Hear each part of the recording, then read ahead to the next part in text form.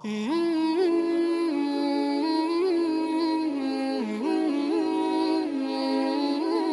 itu kalau kemarin pernah kita sia-siakan, tahun ini jangan lagi. Barangkali ini Ramadan terakhir bagi kita. Apa yang mau kita siapkan? Ya. Karena itu bertakwalah kepada Allah, jadi celaka. Apalagi kalau anak kecil saja sudah ke masjid, ini yang dewasa nggak mau ke masjid. Maka kata Jibril, bu'dun, dan hati-hati. Tadi saya belum katakan. Kata Nabi, amin. Semoga Allah kabulkan itu.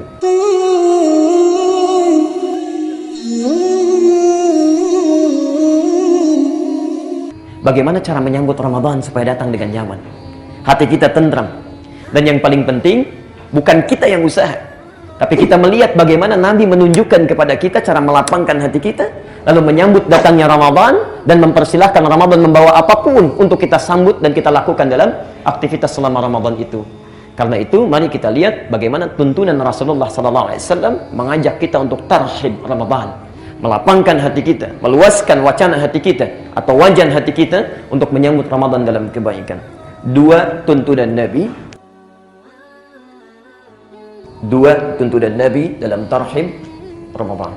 Satu, tarhib sebelum Ramadan tiba, tentunya di bulan Sya'ban. Dan yang kedua, tarhib saat Ramadan tiba. Jadi bagaimana supaya menerima Ramadan saat datang hati kita lapang, ya. Dengan saat Ramadan sudah hadir di tempat kita, kita pun bisa lapang dalam menunaikan segala apapun yang diperintahkan di Ramadan itu.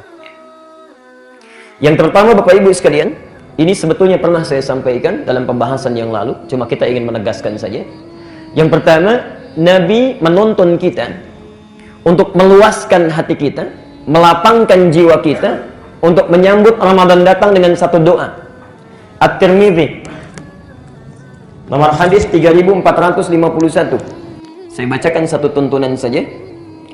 Yang belum sempat mendapati doanya, belum mencatat, belum mengamalkan, maka ini peluang terakhir untuk saya catatkan.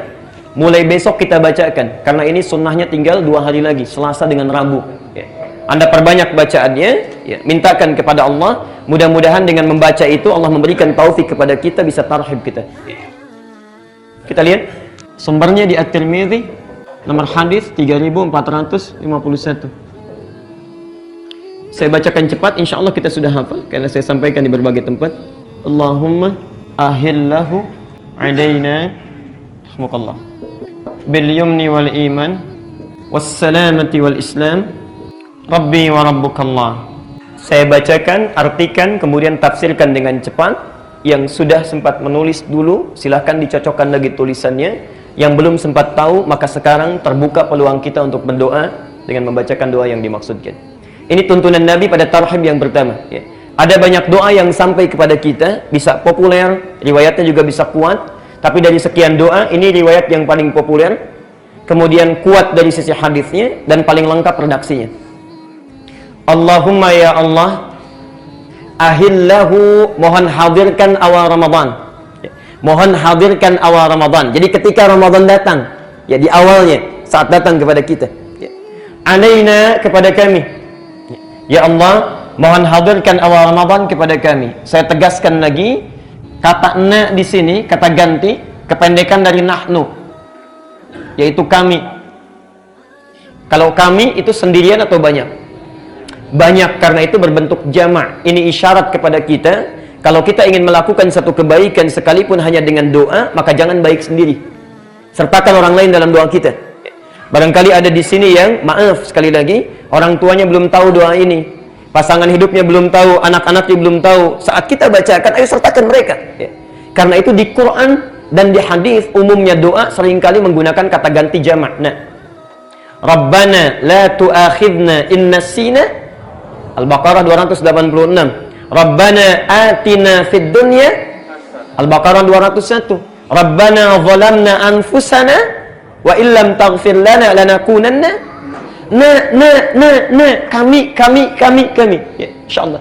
Karena itu Bapak Ibu sekalian, kalau berdoa sertakan orang lain, jangan soleh sendirian. Ya. Apa yang kita minta untuk tarhib, melapangkan jiwa kita itu? Satu, langsung kalimatnya, bil yumni. Ya Allah, mohon hadirkan awal Ramadan kepada kami bil yumni, dengan penuh ketentraman, tenang. Seakan-akan ada isyarat orang datang menghadapi Ramadan hatinya tidak tenang, macam-macam. Barangkali Anda yang hadir malam ini juga, ya, wajahnya kelihatan tenang, tentram, tapi hatinya belum tentu. Mungkin memikirkan bagaimana saat Ramadan datang, di rumah motif ekonomi belum siap, ya. Cabenya naik, bawangnya naik, berasnya naik, macam-macam, ya. Di pasar induk bawang sudah 22.000, di pasar 31.000, di Papua 44.000, ya. Sudah kita pikirkan, ya, itu baru bawang, belum yang lain. Masya Allah. Misal, ada orang yang nggak biasa puasa, ya, hatinya nggak tenang.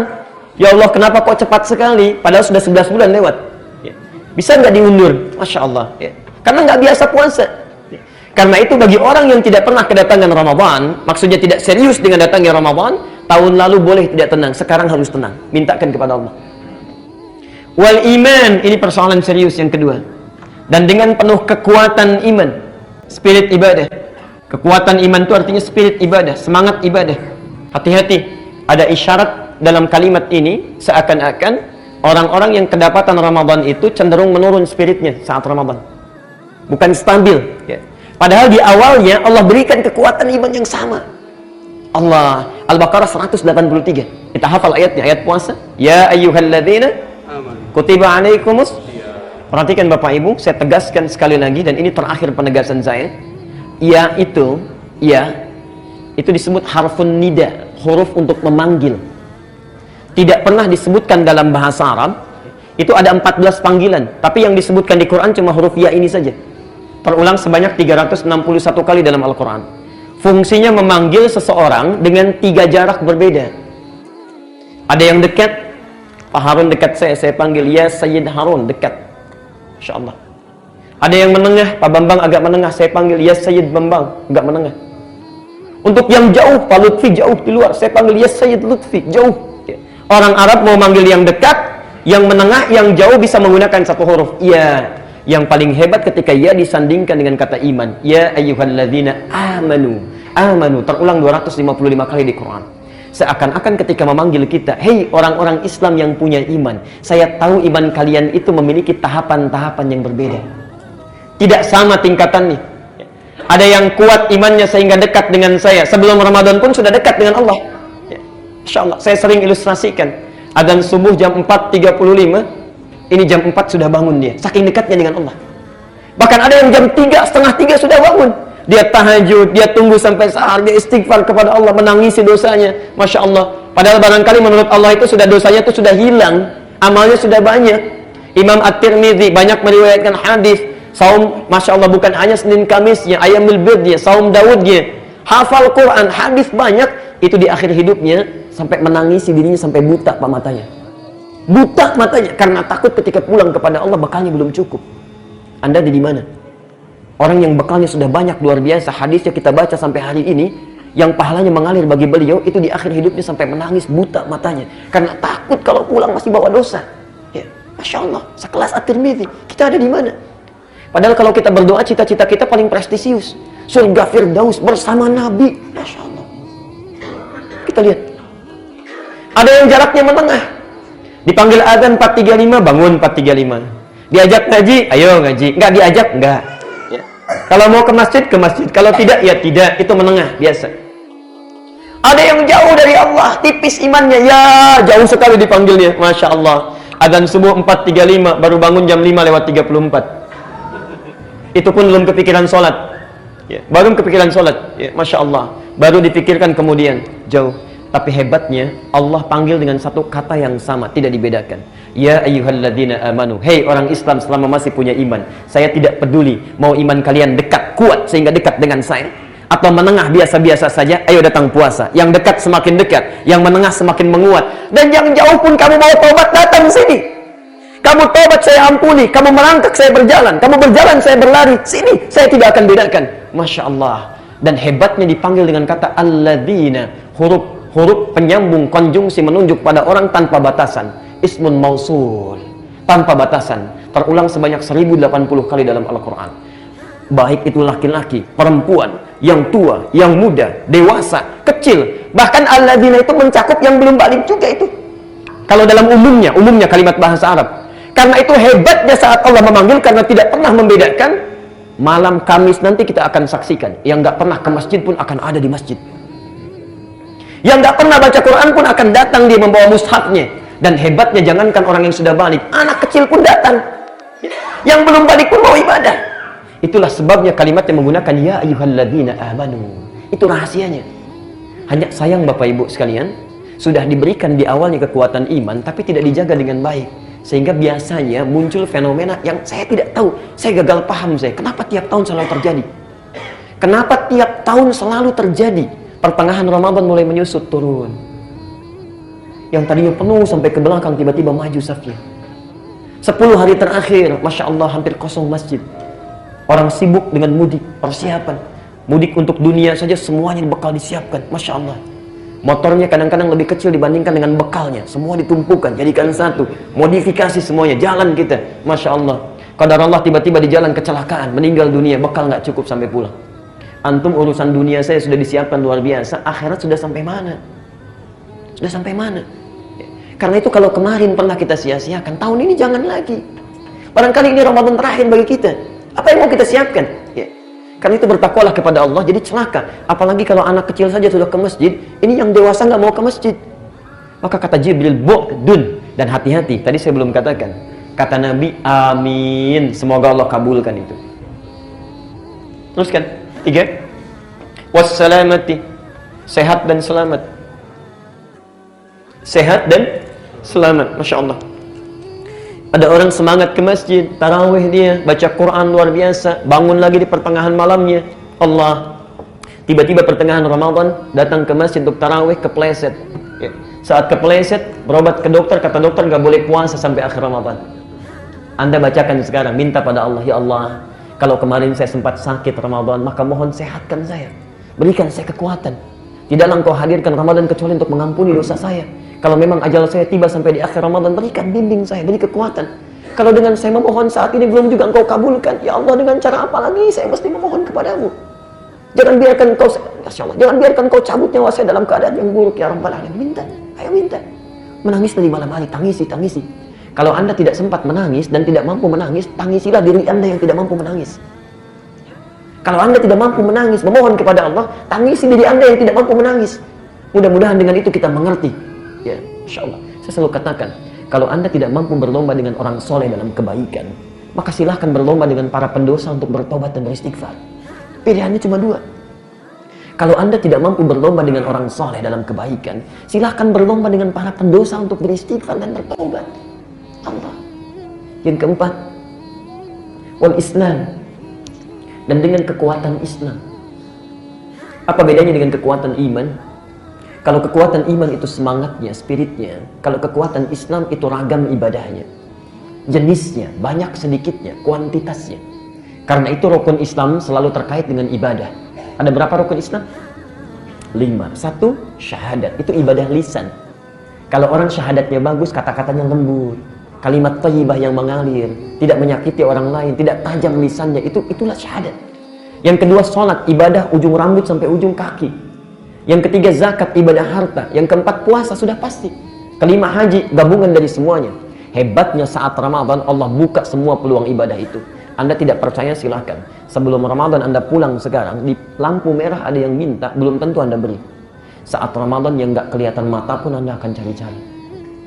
Berapa anak yatim di komplek kita ya didata? Padahal sebelum Ramadan nggak kepikiran. Berapa fakir miskin di kampung kita ya didata? Padahal sebelum Ramadan tidak pernah disebut-sebut itu. Dibuka peluangnya oleh Allah sebanyak-banyaknya dan dilipat gandakan pahalanya. Karena itu Bapak Ibu sekalian, kalau kemarin ada orang yang cuma tarawih tapi nggak mau baca Quran, ada orang baca Quran nggak mau sedekah, maka tahun ini minta kepada Allah, ya Allah kuatkan saya untuk beramal. Jangan jadikan ada kebaikan selain jadi peluang ibadah untuk saya. Sekalipun cuma memberikan air putih untuk orang buka, mengambil kotoran di masjid, menyimpan di tempatnya, Masya Allah, pahala itu. Karena itu ulama hadis paling tidak suka dengan satu hadis palsu yang ditebarkan saat Ramadan. Niyamus shaimi ibadatun, tidurnya orang puasa adalah ibadah. Itu hadis palsu. Karena itu tahun ini jangan dipakai lagi. Pak kok tidur? Adik jangan lupa, tidurnya orang puasa adalah ibadah. Itu hadis palsu. Karena itu menghapus peluang kita untuk ibadah. Orang baca Quran ini tidak karena tidur. Ya. Orang salat bangun, Masya Allah, ini tidak karena tidur. Tidur yang wajar silahkan, tapi kebanyakan tidur itu persoalan. Tapi yang 4 ini tidak akan punya makna kalau tidak ada yang kelima. Perhatikan, Nabi menegaskan, langsung menunjuk pada para sahabat, menghadap. Perhatikan kalimatnya. Rabbi, lakukan semua 4 hal ini karena Tuhanku. Wa rabbuka, dan Tuhanmu juga. Kenapa muncul kalimat yang kedua, wa rabbuka? Ini untuk menepis, ya, mencegah dari sejak awal satu pemahaman kalau nabinya meninggal, Tuhannya bisa beda. Ya. Karena itu baik nabinya ada ataupun tiada, Tuhannya tetap sama. Allah, Allah, lakukan karena Allah. Maksudnya 4 hal ini jaga betul, ikhlas, lakukan karena Allah Subhanahu wa ta'ala. Karena ada orang ibadah saat Ramadan motifnya macam-macam. Para imam yang ada di masjid, hati-hati. Para juru dakwah, kadang-kadang kita lupa. Saat kita sholat, orang-orang senang dipuji kita, lalu kita sholat berikutnya, setan masuk pada diri kita. Ya, niatnya sudah berubah, bukan mengimami lagi supaya suara terdengar bagus oleh orang yang mendengar. Supaya kultum kita menarik bagi orang, orientasinya sudah lain. Allah, bertakwalah kepada Allah. Bu, Pak, mohon doakan kami ya. Mohon doakan supaya istiqamah menjaga keikhlasan. Karena orang pertama dihisab itu para ustaz, para ulama, para kiai. Itu yang pertama dihisab. Dan Abu Hurairah ketika menyampaikan hadis ini sampai pingsan 3 kali. Sampai pingsan 3 kali. Karena ada 3 golongan yang pertama dihisab, hampir kebanyakan masuk neraka, kecuali sedikit. Dan yang pertama kali adalah seorang alim, seorang yang punya ilmu. Ketika dihisab, dia dipanggil oleh Allah. Madza bika, apa yang kau gunakan dengan ilmumu itu? Kata orang ini, laka, untukmu ya Allah. Kata Allah, kadzdzab, bohong kamu itu. Jadi ada kadzibun, ada kadzabun. Kalau kadzib itu orang bohong biasa. Kalau kadzab, betul-betul pendusta ini orang. Kadzab, bohong kamu. Sesungguhnya kamu mengajarkan ilmu itu karena ingin liyuqala alim, ingin disebut seorang alim, ingin populer, disebut hebat, ingin banyak jamaahnya, ingin luar biasa dikenalnya. Hati-hati. Hati-hati. Maka itu saya mohon tolong Bu, Pak, doakan. Ya, doakan kalau Bapak Ibu menemukan kekeliruan, cepat ingatkan. Dan jangan fanatis. Nanti ketika keliru susah merubahnya. Susah merubahnya. Ayo ingatkan, berikan kebaikan. Karena manusia itu tempat kesalahan. Ya. Terutama juga seorang ustaz, seorang alim pasti pernah salah. Jadi tolong ingatkan. Ya. Yang kedua, orang kaya yang dermawan saat di dunia. Kelihatannya dermawan. Ditanya oleh Allah, dengan apa harta engkau gunakan ini? Dia katakan, karena Allah. Kata Allah, bohong. Kamu itu berderma supaya disebut orang yang dermawan. Dan yang terakhir, orang jihad. Yang nampaknya seperti orang hebat, calon ahli surga. Ternyata masuk neraka. Ketika dia berjihad, dia hanya ingin dikenal sebagai pahlawan. Maka semuanya diseret oleh malaikat, diperintahkan oleh Allah untuk dimasukkan ke dalam neraka. Kebanyakan mereka. Tolong doakan, berikan kebaikan, dan lakukan semua karena Allah. Termasuk Bapak Ibu. Kok tarawihnya nggak di Al-Ihsan sih? Aduh, kelamaannya di sana panjang. Mendingan di masjid ini bacaannya pendek, rakaatnya cepat juga. Toh nggak panjang-panjang, cepat keluarnya. Nggak sadar kita. Nggak sadar. Niat sudah bercampur. Mula-mula karena Allah, besok-besok jadi berubah. Ya. Karena itu bagian yang kelima, luaskan hati kita. Inilah tarhib pertama yang mesti kita hadirkan sampai dengan malam ini, sampai akhir Sya'ban. Kalau sudah diluaskan oleh Allah, yang pertama tenang hati, maka enak menyambutnya. Yang kedua, wal iman, spirit sudah meluas, maka perhatikan, wajan hati kita menjadi semakin lebih luas. Kalau orang yang tempat hatinya cuma seukuran begini, walaupun siap menerima Ramadan, begitu tarawih sudah cukup, baca Quran nggak bisa lagi, karena tempatnya sudah nggak ada. Tapi Anda mintakan diluaskan, luaskan. Ada yang luas, maaf, tapi rendah, dangkal. Karena tidak pernah meminta yang tempat itu Islam. Diberikan ragam ibadah, supaya dalam ke bawahnya, supaya dalam. Ya. Ada orang yang sudah luas, dalam juga. Dia nggak pernah berhenti. Dan Masya Allah, kalau ketinggalan satu ibadah, walaupun cuma sunnah, menyesalnya luar biasa itu. Ada orang ketinggalan sunnah, itu menyesalnya luar biasa. Ya Allah, kenapa saya nggak bangun tahajud tadi malam? Kira-kira menggantinya seperti apa? Ya Allah, saya nggak baca Quran, salah saya ini. Menggantinya bagaimana? Orang tertinggal yang wajib biasa-biasa saja, yang ini ketinggalan sunnah sudah menyesal luar biasa. Itu orang tingkat tinggi amalannya. Jadi kalau antum ingin dimudahkan Ramadan tahun ini, ayo bacakan.